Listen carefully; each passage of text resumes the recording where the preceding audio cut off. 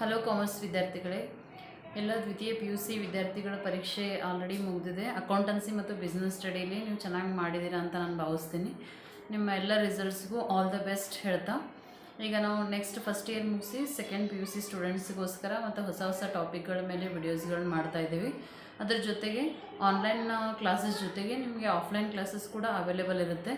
ಯಾರೀಗ first PUC ಮುಗಿಸಿ second PUC ಬರ್ತಾಯಿದ್ರೆ ಅಂಥ ಸ್ಟೂಡೆಂಟ್ಸ್ಗೆ ಅಕೌಂಟೆನ್ಸಿ ಮತ್ತು ಸ್ಟ್ಯಾಟಿಸ್ಟಿಕ್ ರಿಲೇಟೆಡ್ ನಾವೇನು ಅಂದರೆ ಆಫ್ಲೈನ್ ಕ್ಲಾಸಸ್ ನಡೆಸ್ತಾ ಇದ್ದೀವಿ.